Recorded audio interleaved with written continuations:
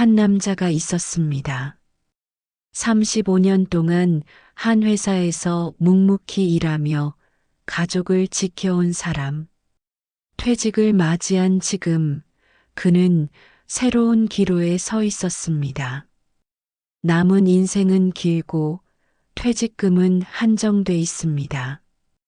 어떻게 쓰느냐에 따라 노후가 달라지는데 그는 그 선택 앞에서 흔들리기 시작했습니다. 안정만을 택할지 한 번 더 도전을 걸어볼지 누구나 맞닥뜨리는 고민 속에서 그의 발걸음은 결국 예상치 못한 길로 향하게 됩니다. 오늘 우리는 그 선택이 만들어낸 한 남자의 노후 이야기를 전하려 합니다. 본 이야기에 들어가기 전에 구독과 좋아요 부탁드립니다. 안녕하세요. 저는 박성호라고 합니다. 올해 62이에요. 35년간 다니던 대기업에서 정년퇴직을 했습니다. 관리직으로 일하면서 정말 성실하게 살았다고 자부해요.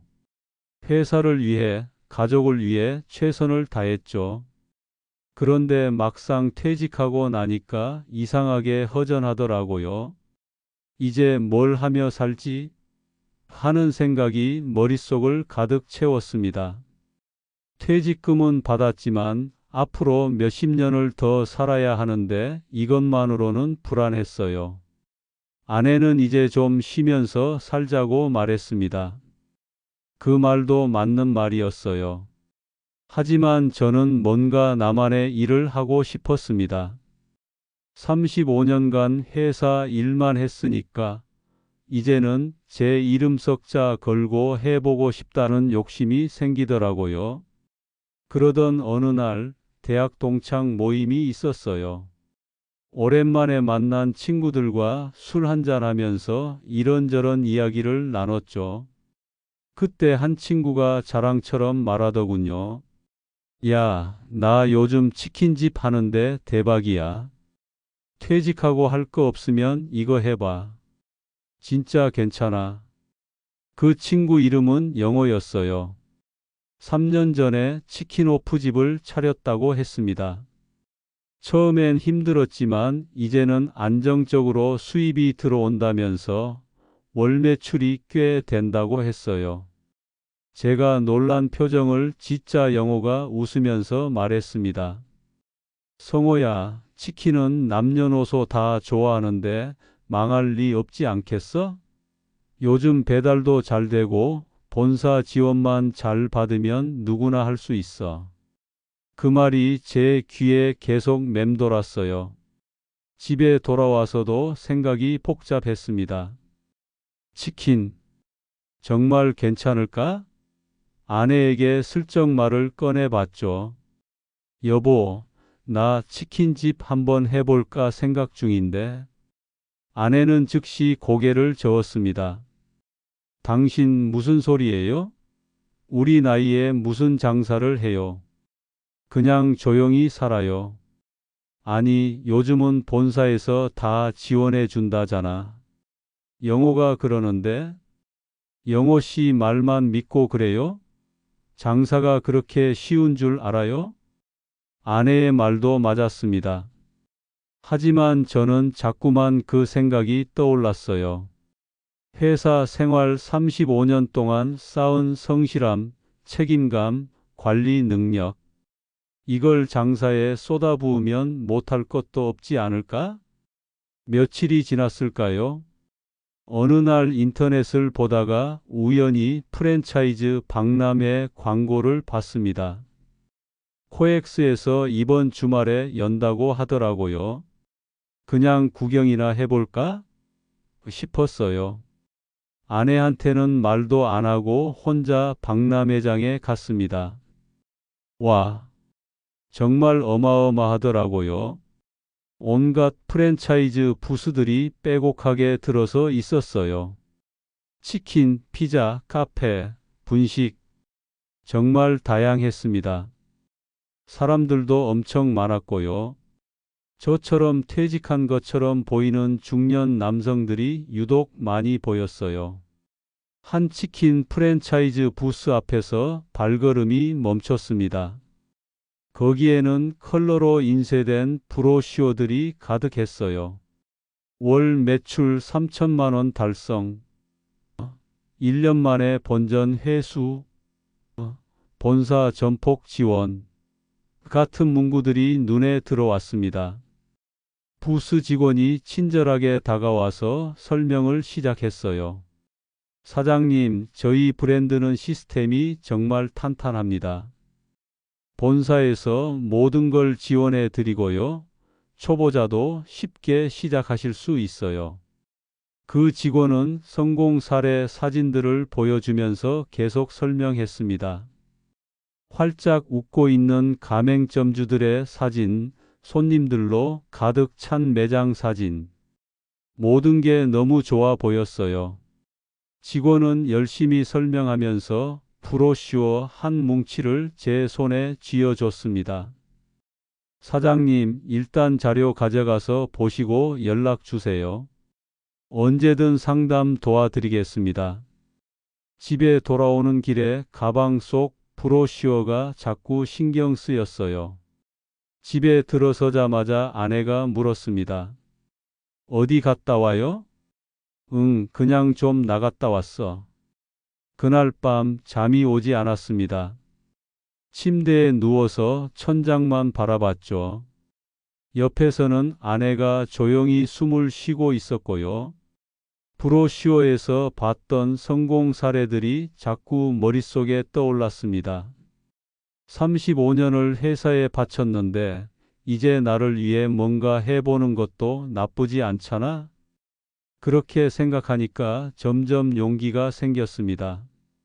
치킨은 정말 국민 음식이에요. 누구나 좋아하죠. 게다가 요즘은 배달 시장도 크잖아요. 저 같은 성실한 사람이 정성껏 하면 분명 잘 될 거라는 확신이 들었습니다. 다음 날 아침 저는 아내에게 조심스럽게 말했어요. 여보, 나 진지하게 생각해 봤는데 치킨집 한번 해보고 싶어. 그냥 놀면서 사는 건 내 성격에 안 맞아. 아내는 한숨을 쉬었습니다. 정말 하시려고요? 응. 어제 박람회도 다녀왔는데 괜찮더라고. 본사에서 다 도와준대. 나도 해볼 수 있을 것 같아. 당신이 그렇게까지 하고 싶으시면 뭐라고 할 수는 없죠. 하지만 무리는 하지 마세요. 아내의 걱정 어린 눈빛을 보면서도 저는 이미 마음을 굳힌 상태였습니다. 불안과 설렘이 동시에 밀려왔어요. 새로운 시작이라는 기대감이 컸죠. 그때는 몰랐습니다. 이 결정이 제 인생을 어떻게 바꿔놓을지. 박람회를 다녀온 후 며칠이 지났지만 저는 계속 그 생각만 했어요. 브로슈어를 몇 번이고 들여다봤습니다. 성공 사례들, 월 매출 그래프, 본사 지원 시스템. 볼수록 마음이 끌렸어요. 그러던 어느 날 영호한테 전화가 왔습니다. 성호야, 요즘 어떻게 지내? 그냥 뭐, 집에서 시간 보내지. 야, 심심하면 우리 가게 한번 놀러 와봐. 요즘 장사 잘 돼서 바쁘긴 한데 얼굴이나 보자. 솔직히 궁금했어요. 영호 가게가 어떻게 운영되는지 직접 보고 싶었죠. 다음 날 저녁 영호의 치킨오프 집을 찾아갔습니다. 가게는 주택가 골목에 있었는데 생각보다 손님이 꽤 있더라고요. 어서 와. 여기 앉아. 영호는 반갑게 맞아주면서 치킨 한 마리와 맥주를 내왔습니다. 어때? 장사 괜찮지? 요즘은 배달 주문도 많이 들어와서 정신없어. 실제로 영호는 계속 바쁘게 움직였어요. 주문 받고 치킨 튀기고 배달 포장하고 쉴 틈이 없어 보였습니다. 그런데 신기하게도 영호는 즐거워 보였어요. 힘들긴 한데 내가 번 돈이잖아. 그게 뿌듯해. 회사 다닐 때는 월급 받아도 그냥 그랬는데 이건 다르더라고. 영호의 말에 저도 공감이 갔습니다. 35년간 월급쟁이로 살았으니까요.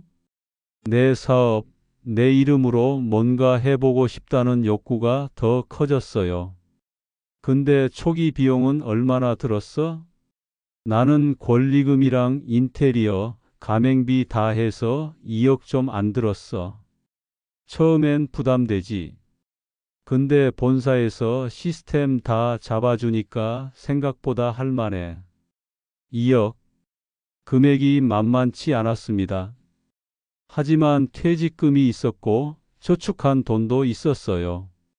불가능한 금액은 아니었죠. 성호야, 너 진짜 관심 있는 거야? 응. 사실 요즘 계속 생각 중이야. 그럼 제대로 알아봐. 본사 상담 한번 받아보라고. 나도 처음엔 겁났는데 막상 해보니까 할만해. 너 같은 사람이면 금방 자리 잡을 거야. 영호의 말이 저를 더 확신하게 만들었습니다. 집에 돌아와서 아내한테 말했어요. 여보, 나 오늘 영호 가게 다녀왔어. 그래서요? 생각보다 괜찮더라고. 손님도 많고 영어도 잘하고 있고. 아내는 설거지하던 손을 멈추고 저를 돌아봤습니다. 당신 설마 정말로 하려는 거예요? 응. 진지하게 생각해 봤는데 나도 해볼 수 있을 것 같아. 당신 장사가 얼마나 힘든지 알아요?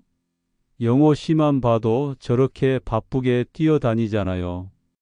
우리 나이에 그게 가능하겠어요? 나도 성실하게 일했잖아. 35년 동안 회사 다니면서 쌓은 게 있는데 그걸로 못할 게 뭐 있어? 아이고, 당신 참. 아내는 걱정이 가득한 표정이었습니다. 하지만 저는 이미 마음을 굳혔어요. 며칠 뒤 프랜차이즈 본사에 연락했습니다.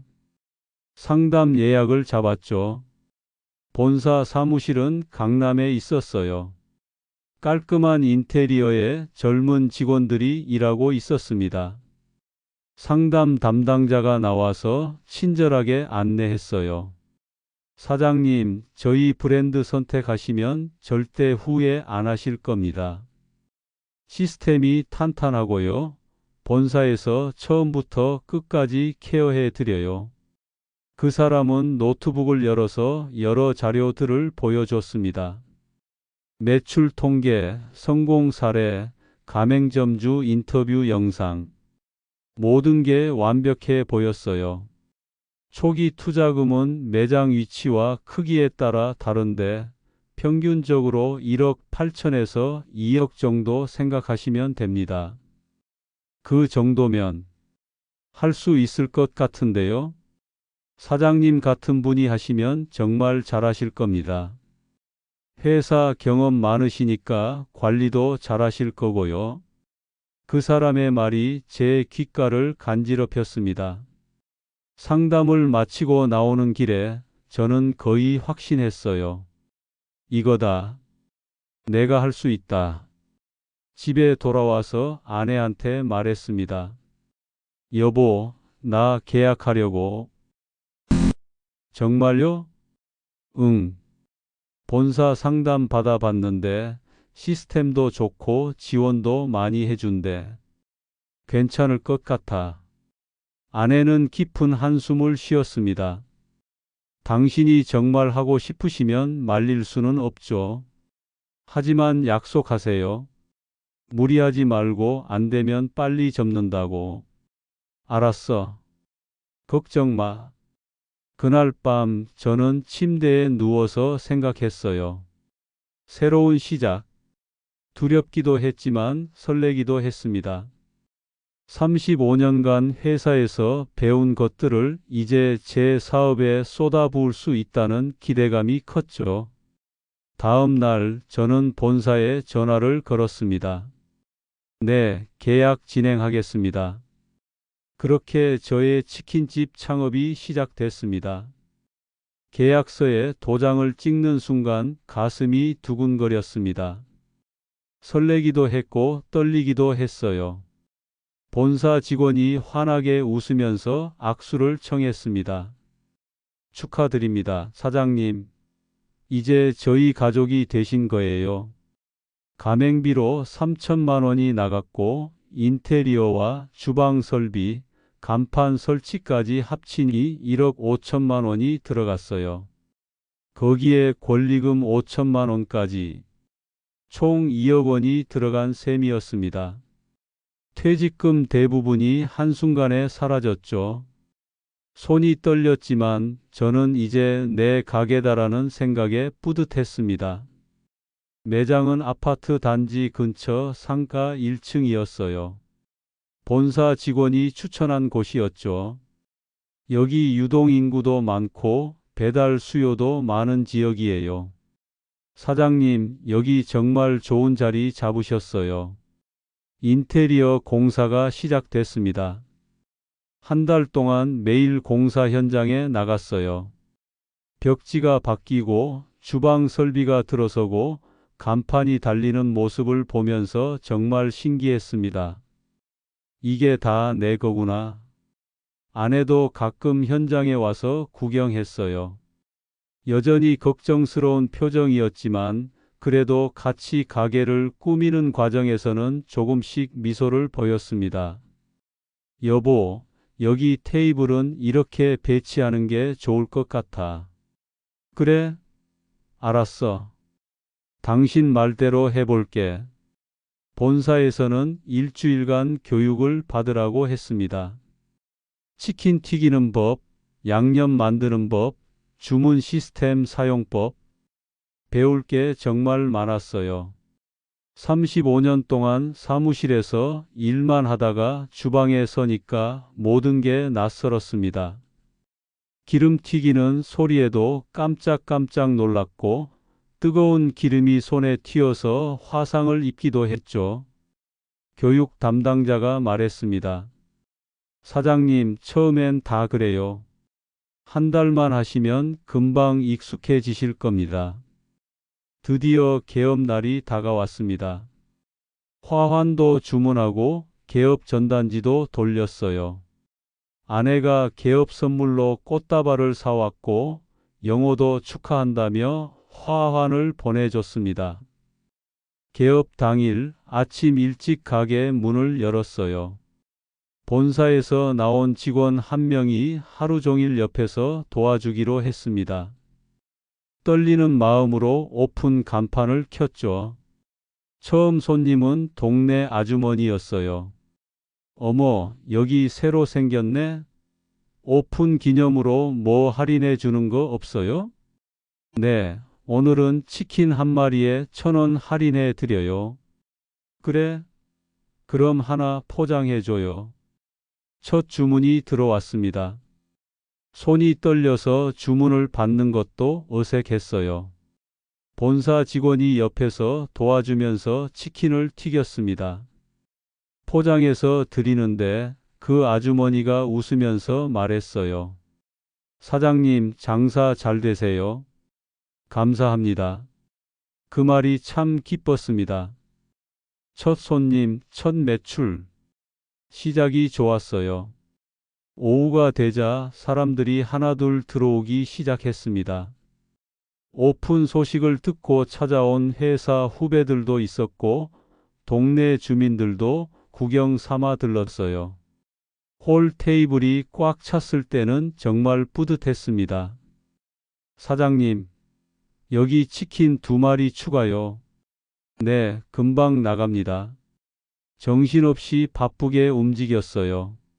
주문 받고 치킨 튀기고 서빙하고 쉴 틈이 없었습니다. 힘들었지만 즐거웠어요. 손님들의 웃음소리가 가게를 가득 채웠고 아내도 옆에서 열심히 도와줬습니다. 저녁 9시가 넘어서야 손님이 줄었어요. 마지막 손님을 배웅하고 매출을 확인했습니다. 여보, 오늘 매출 얼마야? 120만 원이야. 진짜요? 하루에? 아내도 놀란 표정이었습니다. 개업 첫날에 100만 원이 넘는 매출이라니. 저도 믿기지 않았어요. 봤지? 내가 할 수 있다고 했잖아. 그래도 너무 무리하지는 마세요. 그날 밤 집에 돌아와서도 잠이 오지 않았습니다. 온몸이 아팠지만 마음은 한없이 가벼웠어요. 이거다. 나도 할 수 있구나. 자신감이 차올랐습니다. 다음 날도 손님이 꽤 왔어요. 그 다음 날도요. 첫 주 매출을 계산해 보니 500만 원이 넘었습니다. 이 정도면 충분히 할 만하다는 생각이 들었어요. 영호한테 전화했습니다. 야, 나 개업하고 일주일 됐는데 장사 괜찮아? 그래? 다행이다. 내가 뭐라고 했어? 너 같은 사람이면 잘할 거라고. 고마워. 내 말 듣고 시작하길 잘한 것 같아. 그때는 정말 그렇게 생각했습니다. 모든 게 순조로웠고 미래가 밝아 보였어요. 아내도 처음으로 안심한 표정을 지으며 말했습니다. 당신 말이 맞을지도 몰라요. 이렇게만 되면. 하지만 우리는 몰랐습니다. 이 행복이 얼마나 짧게 끝날지. 개업 후 2달이 지났습니다. 장사는 생각보다 괜찮았어요. 매일매일 손님이 왔고 배달 주문도 꾸준히 들어왔습니다. 매출은 평균적으로 한 달에 3천만 원 정도 나왔어요. 여보, 이 정도면 충분히 할 만하지? 그러게요. 다행이에요. 아내도 처음보다 훨씬 안정된 표정이었습니다. 저는 매일 아침 9시에 가게로 출근했어요. 재료 준비하고 청소하고 점심시간 전에 모든 준비를 마쳤죠. 회사 다닐 때처럼 성실하게 일했습니다. 손님들도 점점 늘어났어요. 단골도 생겼고요. 특히 아파트 주민 몇 분은 일주일에 2~3번씩 오셨습니다. 사장님, 여기 치킨 맛있어요. 다음에도 올게요. 감사합니다. 자주 와주세요. 이런 말들이 정말 힘이 됐어요. 35년 동안 회사에서 월급쟁이로 살면서는 느껴보지 못한 뿌듯함이었습니다. 내가 직접 손님을 응대하고 음식을 만들고 돈을 버는 이 느낌. 나쁘지 않았어요. 어느 날 본사에서 연락이 왔습니다. 사장님, 이번 달 실적 정말 좋으시네요. 신규 가맹점 중에서도 상위권이십니다. 아, 네. 감사합니다. 그리고 다음 달부터 새로운 메뉴가 출시되는데요. 홍보 키트 보내드릴게요. 꼭 참여해 주세요. 네, 알겠습니다. 전화를 끊고 나서 기분이 좋았습니다. 역시 나도 할 수 있구나. 자신감이 계속 올라갔어요. 그런데 그때부터였던 것 같아요. 제가 조금씩 방심하기 시작한 게요. 매달 본사에 내는 로열티가 매출의 5%라는 것, 의무적으로 구매해야 하는 재료비가 생각보다 비싸다는 것, 이런 것들이 눈에 잘 들어오지 않았습니다. 손님이 많으니까 괜찮아. 이 정도는 감수할 수 있지. 그렇게 생각했어요. 실제로 계산해 보지도 않고요. 그냥 매일 현금이 들어오니까 장사가 되니까 별 문제 없다고 착각했습니다. 아내가 가끔 물었어요. 여보, 순이익이 정확히 얼마나 돼요? 한번 계산해 봤어요? 아, 그거. 나중에 해볼게. 일단 손님 많으니까 괜찮아. 그래도 정확하게 알아야 하지 않아요? 알았어, 알았어. 다음에 해볼게. 저는 그렇게 넘겼습니다. 장사가 잘 되고 있다는 착각에 빠져서 정작 중요한 수지 계산은 제대로 하지 않았어요. 영호가 가끔 전화했습니다. 성호야, 장사 어때? 괜찮아. 손님 많아서 바빠. 그래? 근데 말이야. 너 매출만 보지 말고 순이익 제대로 계산해봐. 나도 처음에 그러다가 나중에 깜짝 놀랐거든. 아, 알아. 걱정 마. 영호의 충고도 귓등으로 흘렸습니다. 난 다르니까.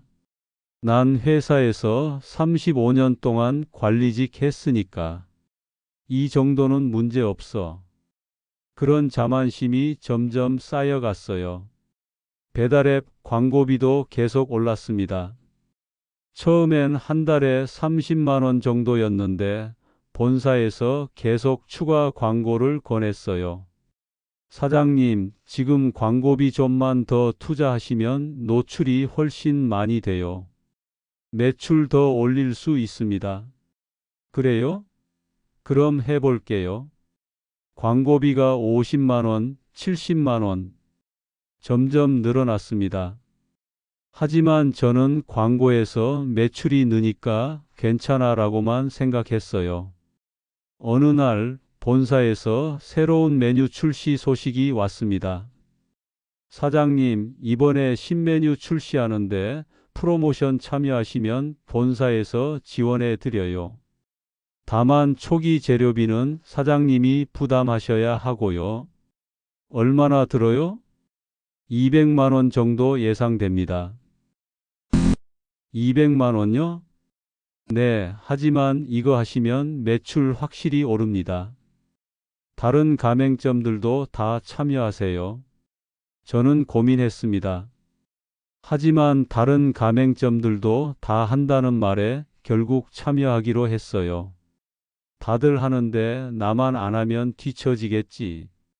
그렇게 지출은 계속 늘어났습니다. 하지만 저는 매출만 보고 있었어요. 실제로 제 손에 얼마가 남는지는 제대로 계산하지 않았죠. 어느 날 저녁 집에서 쉬고 있는데 아내가 조심스럽게 물었습니다. 여보, 이번 달 카드값 좀 많이 나왔는데 괜찮아요? 얼마나? 재료비랑 광고비 합쳐서 1,500만 원이요. 뭐? 그렇게 많이? 네. 요즘 계속 지출이 늘어나고 있어요. 그제야 조금 불안해졌습니다. 하지만 저는 여전히 낙관적이었어요. 괜찮아. 매출이 3천만 원 나오잖아. 충분히 커버 가능해. 그래도 정확하게 한번 계산해 봐요. 알았어. 다음에 해볼게. 저는 또 그렇게 넘겼습니다. 지금 생각해보면 그때가 제일 중요한 시점이었어요. 그때 제대로 계산하고 경각심을 가졌어야 했는데 저는 그러지 않았습니다. 손님만 많으면 돼. 매출만 나오면 돼. 그런 안일한 생각으로 계속 가게를 운영했어요. 회사 생활로 다진 책임감과 성실함은 있었지만 정작 가장 중요한 수지 관리는 놓치고 있었습니다. 그게 나중에 얼마나 큰 문제가 될지 그땐 전혀 몰랐죠. 개업 후 석 달이 지났을 무렵이었습니다. 뭔가 이상하다는 느낌이 들기 시작했어요. 손님이 눈에 띄게 줄어들고 있었거든요. 처음엔 날씨 때문인가 싶었습니다. 비가 오는 날이 많았으니까요. 하지만 날씨가 좋아져도 손님은 예전만큼 오지 않았어요. 평일 저녁 시간대에 홀 테이블이 텅텅 비어 있었습니다. 여보, 요즘 손님이 좀 줄어든 것 같지 않아요? 아내가 걱정스럽게 물었습니다. 아니야, 처음이라서 그런 거야. 조금 지나면 다시 늘어날 거야. 저는 대수롭지 않게 넘겼어요. 하지만 속으로는 불안했습니다. 배달 주문도 줄었어요. 처음엔 하루에 2030건씩 들어오던 주문이 이제는 10건도 안 되는 날이 많았습니다. 배달 앱을 확인해 보니 경쟁 업체들이 엄청나게 많았어요. 그 중에서도 충격적인 건 맞은편에 새로 생긴 치킨집이었습니다. 대형 프랜차이즈였는데 오픈 이벤트를 크게 하면서 손님을 싹 다 가져갔어요. 치킨 한 마리에 10,000원, 배달비 무료, 리뷰 쓰면 콜라 증정, 화려한 현수막이 걸려 있었고 저녁만 되면 그 가게 앞에는 배달 오토바이가 줄지어 서 있었습니다. 우리 가게는 한산했죠.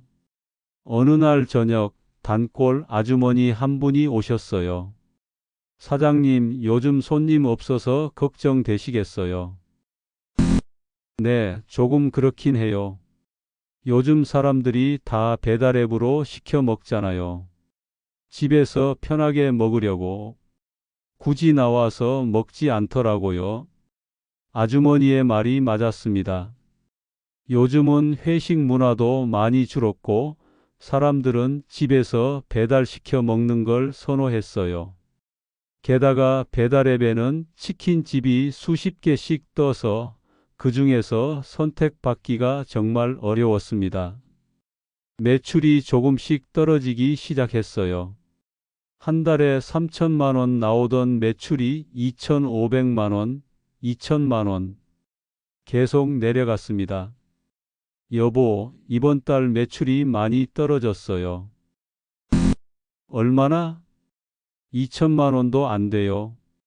그게 무슨 충격이었습니다.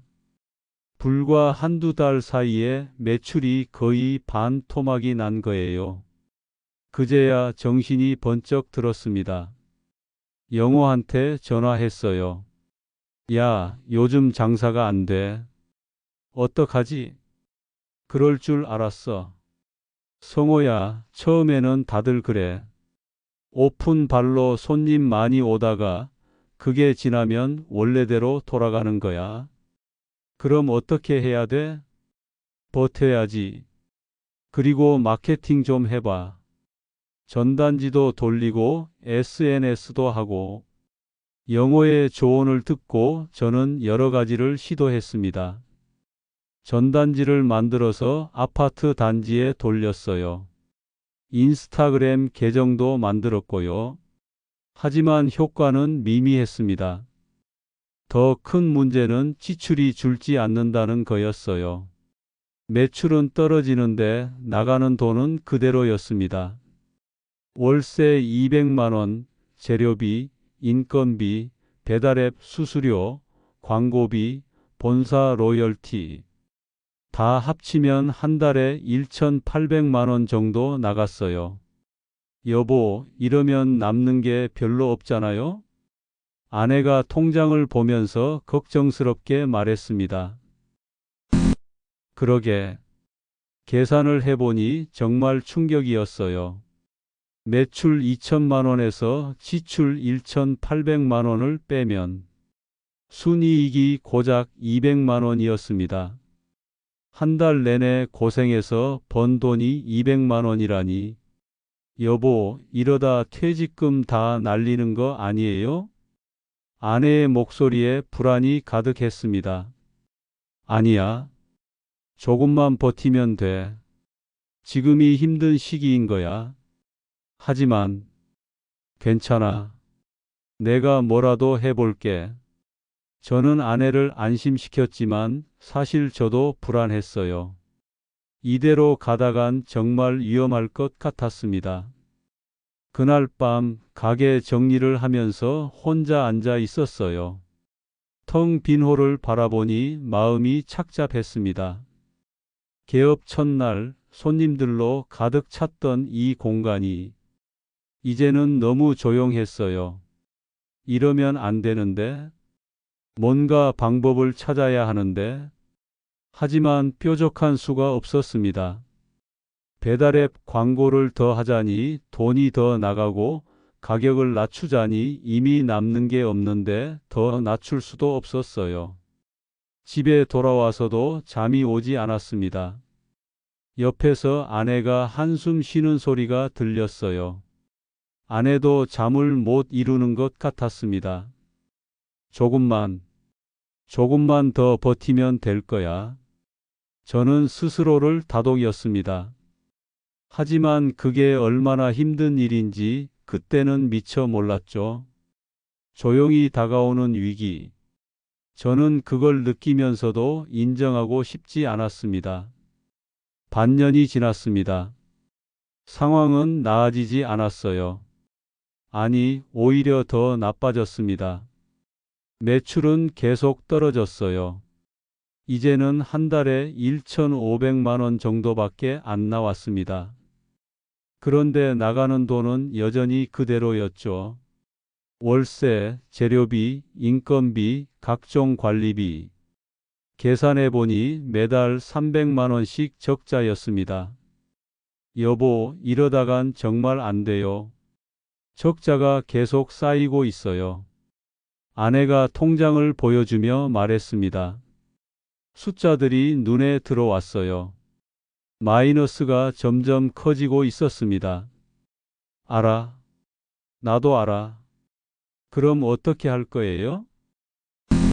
조금만 더 버텨보자. 곧 나아질 거야. 하지만 저도 확신이 없었습니다. 어떻게 해야 할지 막막했어요. 그때 본사에서 연락이 왔습니다. 사장님, 요즘 매출이 좀 저조하신 것 같은데요. 배달앱 광고 더 집행해 보시는 게 어때요? 광고요? 지금도 한 달에 70만 원씩 나가는데요. 그 정도로는 부족해요. 요즘 경쟁이 워낙 심하잖아요. 한 달에 150만 원 정도는 투자하셔야 효과를 보실 겁니다. 150만 원이요? 그건 너무. 사장님, 단기적으로는 부담되시겠지만 장기적으로 보면 투자예요. 지금 안 하시면 계속 뒤처지실 겁니다. 전화를 끊고 나서 한참을 고민했습니다. 광고비를 더 쓸까? 하지만 지금 상황에 150만 원을 더 쓴다는 건 정말 위험한 선택 같았어요. 결국 저는 결정했습니다. 광고비를 늘리기로요. 지금 투자하지 않으면 정말 끝이야. 한 달 동안 광고비로 150만 원을 쏟아 부었습니다. 처음 며칠은 주문이 조금 늘었어요. 역시 효과가 있네 싶었죠. 하지만 그것도 잠깐이었습니다. 일주일 지나니 다시 원래대로 돌아갔어요. 결국 광고비만 날린 셈이었습니다. 여보, 이번 달 적자가 500만 원이에요. 그렇게 많이? 네. 광고비 때문에 더 늘었어요. 아내의 목소리가 떨렸습니다. 저도 패닉이 왔어요. 그날 밤 저는 늦게까지 가게를 지켰습니다. 술 손님이라도 더 받아야겠다는 생각이었어요. 밤 11시가 넘어서야 2명의 손님이 들어왔습니다. 사장님, 치킨 한 마리랑 맥주 2병이요. 네, 금방 나갑니다. 치킨을 튀기면서 온몸이 무거웠어요. 예전 같지 않았습니다. 회사 다닐 때는 밤샘 근무도 했었는데, 이제는 몇 시간만 서 있어도 다리가 후들거렸어요. 손님들이 떠나고 나서 정리를 하는데 갑자기 어지러웠습니다. 한쪽 벽에 기대서서 숨을 골랐어요. 가슴이 답답하고 머리가 지끈거렸죠. 피곤해서 그런가. 집에 돌아와서 쓰러지듯 잠들었습니다. 다음 날 아침 일어나는데 몸이 제대로 움직이지 않았어요. 온몸이 천근만근이었습니다. 여보, 괜찮아요? 얼굴이 안 좋아 보여요. 좀 피곤한 것 같아. 병원 한번 가봐요. 아니야, 괜찮아. 가게 가야 해. 하지만 그날 가게에서 쓰러졌습니다. 치킨을 튀기다가 갑자기 눈앞이 깜깜해지면서 주저앉았어요. 다행히 아내가 옆에 있어서 119를 불렀습니다. 병원 응급실에서 깨어났을 때 의사 선생님이 말했습니다. 고혈압이시네요. 혈압이 상당히 높습니다. 스트레스 많이 받으셨죠? 네. 이러시면 안 됩니다. 쓰러지신 것도 혈압 때문이에요. 약 드시고 무리하지 마세요. 고혈압 진단을 받았습니다. 약을 처방받고 집에 돌아왔어요. 아내는 아무 말도 하지 않았지만 눈물을 글썽이고 있었습니다. 여보, 그만둬요, 이제. 뭐? 가게요? 그만두자고요. 이러다 당신 큰일 나요. 아니야, 조금만 더 버티면. 조금만 더가 언제까지예요? 벌써 반년째 적자예요. 퇴직금도 거의 다 날렸어요. 이제 대출까지 받아야 하는데 그럼 이자는 어떻게 갚을 건데요? 아내의 목소리가 높아졌습니다. 저는 아무 말도 할 수 없었어요. 내가 처음에 뭐라고 했어요? 무리하지 말라고 했잖아요. 그냥 조용히 살자고 했잖아요. 당신이 안 들었잖아요. 미안해. 미안하다고 다해요? 이제 어떡할 건데요? 건강도 망가지고 돈도 다 날리고. 아내가 울기 시작했습니다. 저는 그저 고개만 숙이고 있었어요. 변명할 말이 없었습니다. 그날 밤 침대에 누워서 천장을 바라봤습니다. 옆에서는 아내가 등을 돌리고 누워 있었어요. 조용히 흐느끼는 소리가 들렸습니다. 내가 뭘 잘못한 걸까? 개업 첫날의 설렘, 손님들의 웃음소리, 첫 매출의 기쁨. 그 모든 게 이제는 아득하게 느껴졌습니다. 35년 동안 회사에서 쌓은 퇴직금, 가족에게 든든한 버팀목이 되고 싶었던 마음. 모든 게 무너지고 있었어요. 고혈압 약을 먹으면서도 저는 가게를 계속했습니다. 하지만 예전처럼 할 수가 없었어요. 조금만 무리하면 어지러웠고 가슴이 답답했습니다. 무엇보다 힘든 건 아내와의 관계였어요. 아내는 더 이상 가게 이야기를 하지 않았습니다. 말도 줄었고요. 집안 분위기가 얼어붙었어요. 이러면 안 되는데 알면서도 어떻게 해야 할지 몰랐습니다. 계속 버텨야 할지 아니면 포기해야 할지. 매일 밤 그 고민만 했습니다. 병원에서 돌아온 후에도 가게를 계속 열었습니다. 쉴 수가 없었어요. 하루라도 문을 닫으면 그만큼 손해니까요. 고혈압 약을 먹으면서 버텼습니다. 하지만 몸은 예전 같지 않았어요. 조금만 무리하면 어지러웠고 가슴이 답답했습니다. 치킨을 튀기다가도 자꾸 주저앉고 싶었죠. 매출은 계속 떨어졌습니다. 이제는 한 달에 1천만 원도 안 나왔어요. 그런데 나가는 돈은 여전히 1,500만 원씩, 매달 500만 원씩 적자가 쌓였습니다. 퇴직금은 이미 바닥났어요. 저축해둔 돈도 다 썼습니다. 결국 은행에서 대출을 받을 수밖에 없었습니다. 5천만 원을 빌렸죠. 이자만 한 달에 200만 원 가까이 나갔어요. 여보, 이번 달 이자 어떻게 낼 거예요? 내가 알아볼게. 하지만 방법이 없었습니다. 적자를 메우려고 빌린 돈이 이제는 이자 부담으로 돌아와 목을 조르고 있었어요. 어느 날 영호한테 전화했습니다. 야, 나 이제 정말 힘들어. 얼마나? 매달 500만 원씩 적자야. 대출까지 받았어. 전화기 너머로 한숨 소리가 들렸습니다. 성호야, 이제 그만둬. 더 이상은 안 돼. 하지만 권리금이라도 받아야 하는데. 권리금? 지금 경기에 누가 권리금 주고 가게 인수하겠어. 그냥 손절하고 나와. 영호의 말이 가슴에 박혔습니다. 권리금 5천만 원. 그것까지 날리면 정말 남는 게 하나도 없는 거였어요. 며칠 후 부동산에 가게를 내놨습니다. 권리금 5천만 원을 받고 넘기겠다고요. 하지만 한 달이 지나도 연락이 없었습니다. 부동산 사장님이 말했어요. 사장님, 요즘 치킨집은 아무도 안 받으려고 해요. 망하는 가게가 너무 많아서. 권리금은 포기하시는 게 나을 것 같은데요. 권리금을 포기하라고요? 네. 지금은 그냥 보증금이라도 건지시는 게. 그 말을 듣고 무너졌습니다. 권리금까지 날리면 정말 2억이 다 사라지는 거였어요.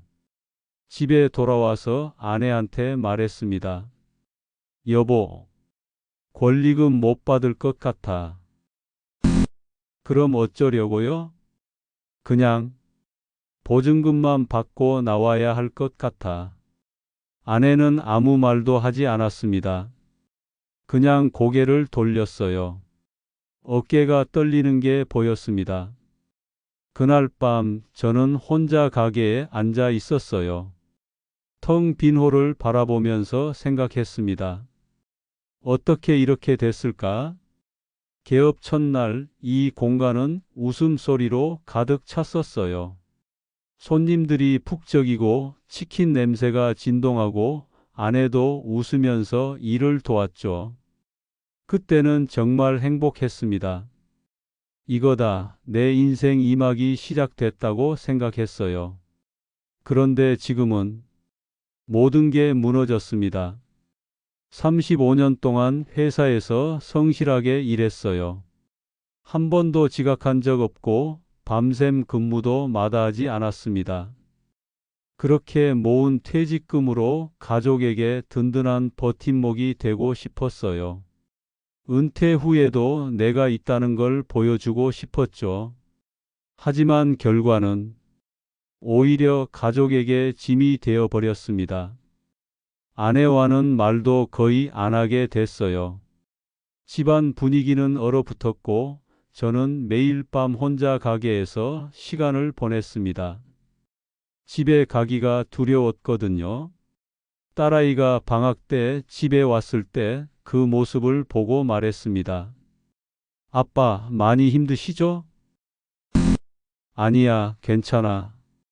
아빠, 그만하셔도 돼요. 제가 알바 더 할게요. 그 말에 눈물이 났습니다. 딸한테까지 걱정을 끼치다니. 아버지로서 자존심이 완전히 무너졌어요. 미안하다. 아빠가 잘못 생각했어. 아니에요, 아빠. 괜찮아요. 딸이 제 손을 잡아줬습니다. 그 따뜻한 손길이 정말 고마웠어요. 동시에 너무 미안했습니다. 다음 날 부동산에 다시 연락했어요. 사장님, 권리금 없이 그냥 넘길게요. 보증금만 돌려받고 나올게요. 알겠습니다. 알아봐 드릴 거? 전화를 끊고 한참을 멍하니 앉아 있었습니다. 2억이 사라졌어요. 그것도 단 1년 만에요. 35년 동안 모은 돈이 1년 만에 증발했습니다. 가게 불빛 아래 혼자 앉아서 개업 첫날을 떠올렸어요. 그때 들었던 손님들의 웃음소리, 첫 매출의 기쁨, 새로운 시작이라는 설렘. 이제는 모두 아픈 기억이 되어버렸습니다. 내가 뭘 잘못한 걸까? 하지만 답은 이미 알고 있었습니다. 너무 안일했어요. 매출만 보고 순이익을 제대로 계산하지 않았고 경쟁 상황을 제대로 파악하지 못했습니다. 무엇보다 건강과 가족을 희생하면서까지 버티려 했던 게 가장 큰 실수였죠. 그날 밤 집에 돌아가서 아내한테 말했습니다. 여보, 미안해. 내가 정말 잘못했어. 아내는 울지 않았습니다. 그냥 조용히 제 손을 잡아줬어요. 이제 그만하면 됐어요. 그 한마디가 저를 더 무너뜨렸습니다. 결국 2년 만에 폐업을 결정했습니다. 권리금도 못 받고 보증금만 돌려받아서 나왔어요. 남은 건 5천만 원의 대출 빚과 망가진 건강, 그리고 가족에게 진 미안함 뿐이었습니다. 2억이 넘는 돈이 2년 만에 사라졌어요. 가게 문을 닫던 날 마지막으로 홀을 둘러봤습니다. 개업 첫날의 설렘, 손님들의 웃음소리, 모든 게 아득했어요. 하지만 이 실패를 통해 배운 게 있습니다. 첫째, 시대의 흐름을 읽어야 합니다. 배달앱 수수료, 치킨집 포화, 변화하는 소비 패턴. 저는 이 모든 걸 간과했어요. 둘째, 건강이 돈보다 소중합니다. 고혈압으로 쓰러지고 나서야 깨달았죠. 건강을 잃으면 아무것도 할 수 없습니다. 셋째, 퇴직금은 인생의 마지막 안전망입니다. 함부로 투자해서는 안 돼요. 마지막으로, 가족이 진짜 버팀목입니다. 모든 걸 잃었을 때 제 곁에 남아준 건 가족뿐이었어요. 이제 저는 대출 이자를 갚기 위해 작은 경비 일을 시작했습니다. 초라하지만 후회는 없어요. 무리한 창업보다 내 몸과 가족을 먼저 챙기세요. 그의 이야기는 그렇게 끝이 났습니다. 평생 성실히 살아온 사람이었지만 한 번의 선택은 인생을 송두리째 흔들어 놓았습니다. 퇴직 후의 길은 누구에게나 열려 있지만 그만큼 위험도 함께 숨어 있습니다. 돈을 잃을 수도 있고 건강을 해칠 수도 있습니다. 하지만 그 모든 과정 속에서도 그는 한 가지를 분명히 깨달았습니다. 지켜야 할 것은 돈보다, 사업보다 바로 가족과 자신의 삶이라는 사실이었습니다. 이 이야기는 한 사람의 사연이면서도 동시에 우리의 이야기이기도 합니다. 여러분의 노후에는 어떤 길이 기다리고 있을까요? 그 답은 지금의 선택 속에 숨어 있을지 모릅니다. 오늘의 이야기가 마음에 남으셨다면 구독과 좋아요로 함께해 주세요.